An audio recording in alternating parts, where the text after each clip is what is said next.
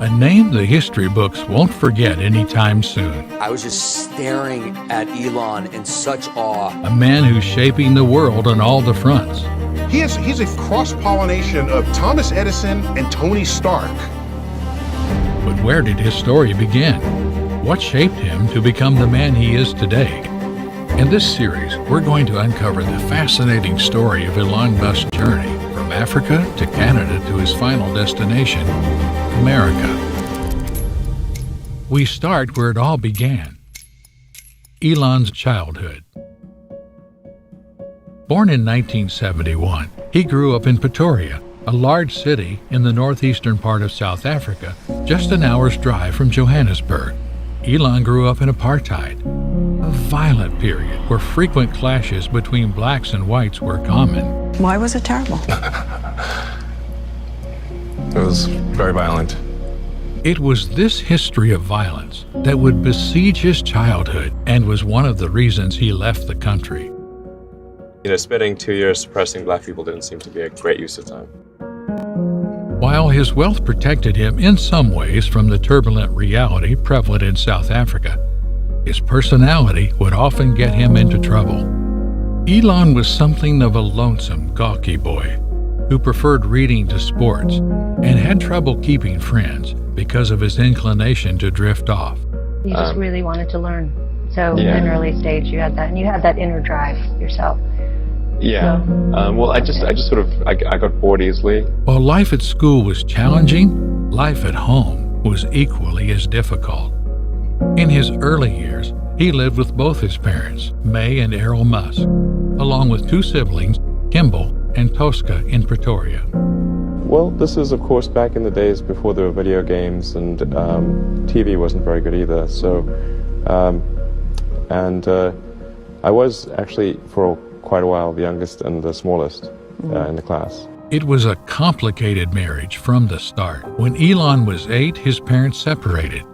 May took the family to Durban, along South Africa's eastern coast. Elon decided to move back in with his father after 2 years. While Errol's house had plenty of books, and he would cover expenses for Elon's inquisitive mind, there was a dark side. He never tells us exactly what his dad did to him. Here is where the family became fractured. Bouts of arguments, fighting, and violence. While Elon and Kimball declined to provide an exact accounting of what happened while living with Errol, they described the experience as challenging, and he's described his father as emotionally abusive. My father has serious issues. Okay, well, so you didn't have a happy childhood. No. May Musk confirms these accounts of her ex-husband, saying, "I don't want to tell stories because they are horrendous." The violent realities all around them encouraged both boys to retreat into their own fantasy world. That it was South Africa at that time, even still today, it's very masculine, macho, sort of athletic. For many years, Musk endured relentless bullying and beatings. I was almost beaten to death, if you'd call that bullied. As Elon states, that's what made growing up difficult. For a number of years, there was no respite. You get chased around by gangs at school, then I'd come home and it would be just as awful there as well. While his violent encounters during adolescence instilled isolation in him, Elon furthered his own self-education by engaging in interests such as making new video games and reading. Books certainly were something that I found comforting, and I would read all the time, just all the time, morning to night. Subsequently, Elon's highest grades were in subjects he was passionate about, like physics and computers. These interests proved progressive, including Elon's view in favor of solar power. Yet his mediocre grades in other subjects, coupled with his lack of interest in sports, rendered him unmemorable by most accounts. I went back and I found all these kids that he went to grade school with, and I was really surprised. They said, 2 or 3 of them said he was the least likely guy that we thought would do anything exceptional. When Elon had the chance to leave South Africa for Canada, he jumped at it.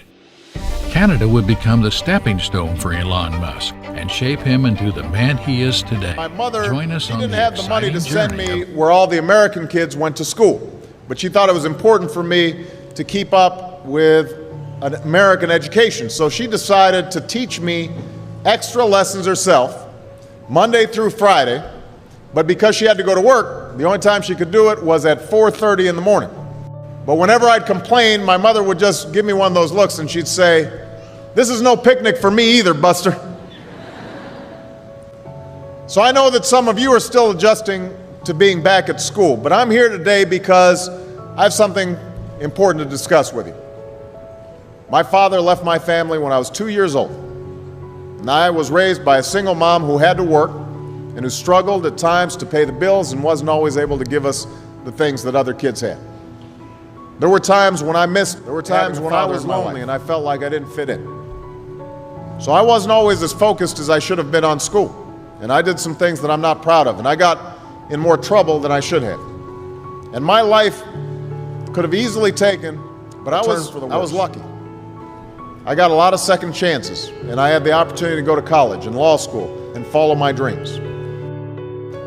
My wife, our First Lady, Michelle Obama, she has a similar story. Neither of her parents had gone to college, and they didn't have a lot of money. But they worked hard, and she worked hard so that she could go to the best schools in this country. Some of you might not have those advantages, maybe, who give you the support that you need. Maybe someone in your family has lost their job and there's not enough money to go around. Maybe you live in a neighborhood where you don't feel safe or have friends who are pressuring you to do things you know aren't right. Maybe you could be enough to write a writer, maybe even articles in a newspaper, but you might not know it until you write that English paper that's assigned to you, that English class paper. Maybe you could be an innovator or an inventor, maybe even good enough to come up with the next iPhone or the new medicine or vaccine, but you might not know it until you do your project for your science class. Maybe you could be a mayor or a senator or a Supreme Court justice, but you might not know that until you join student government or the debate team. No matter what you want to do with your life, I guarantee that you'll need an education to do it. You want to be a doctor or a teacher or a police officer?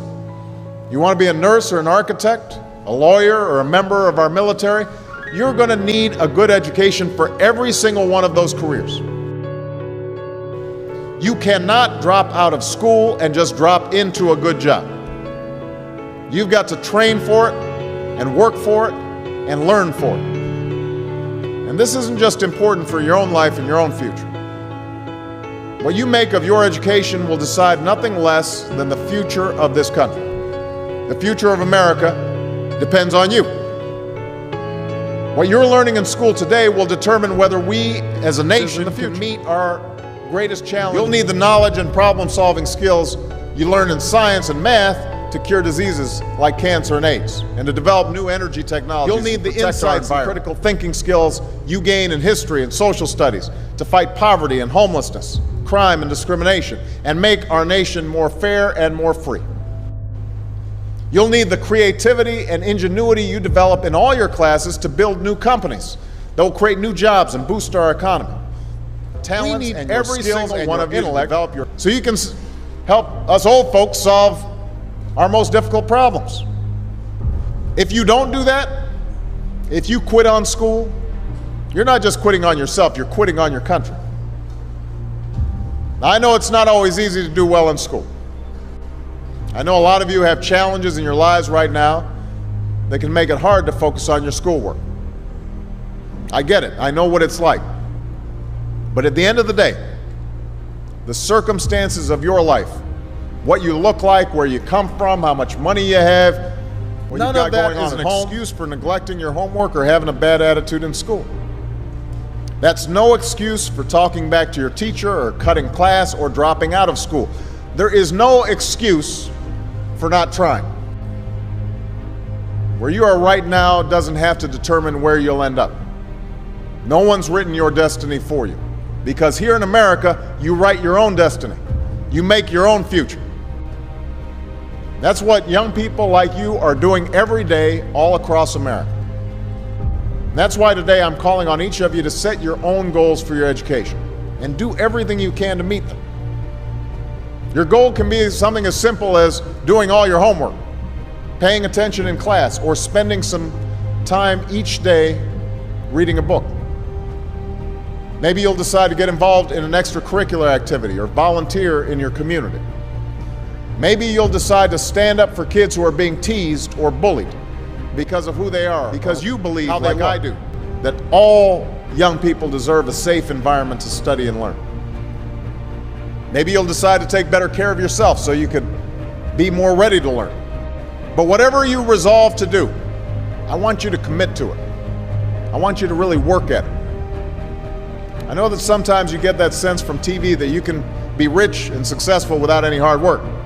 That your ticket to success is through rapping or basketball or being a reality TV star.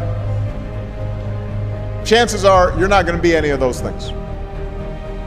The truth is, being successful is hard. You won't love every subject that you study. You won't click with every teacher that you have. Not every homework assignment will seem completely relevant to your life right at this minute. And you won't necessarily succeed at everything. That's okay. Some of the most successful people in the world are the ones who've had the most failures.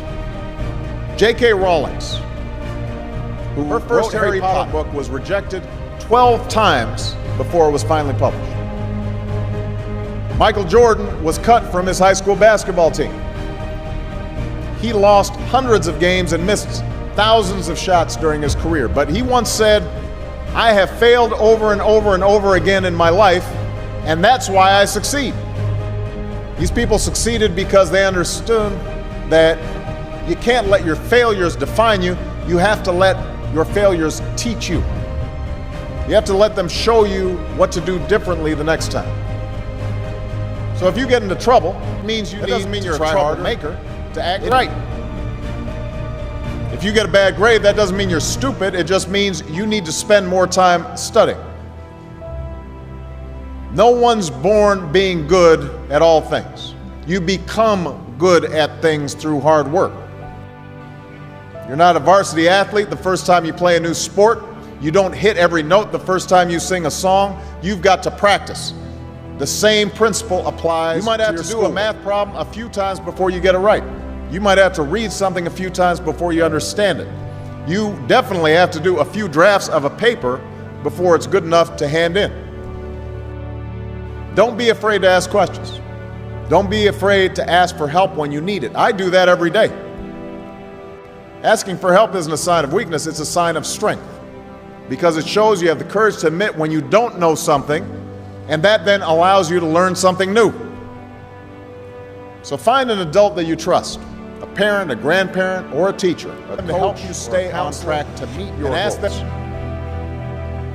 And even when you're struggling, even when you're discouraged, and you feel like other people have given up on you, don't ever give up on yourself. Because when you give up on yourself, you give up on your country. The story of America isn't about people who quit when things got tough. It's about people who kept going, who tried harder, who loved their country too much to do anything less than their best. It's the story of students who sat where you sit 250 years ago and went on to wage a revolution, and they founded this nation. Students who sat where you sit 75 years ago, who overcame a depression and won a world war, who fought for civil rights and put a man on the moon. Students who sat where you sit 20 years ago, who founded Google and Twitter and Facebook and changed the way we communicate with each other. So today, I want to ask all of you, what's your contribution going to be? What problems are you going to solve? What discoveries will you make? What will a president who comes here in 20 or 50 or 100 years say about what all of you did for this country? You know, your families, your teachers, and I are doing everything we can to make sure you have the education you need to answer these questions. I'm working hard to fix up your classrooms and get you the books and the equipment and the computers you need to learn. But you've got to do your part too. So I expect all of you to get serious this year. Put your best effort. I expect you to do everything you do. I expect great things from each of you. So don't let us down.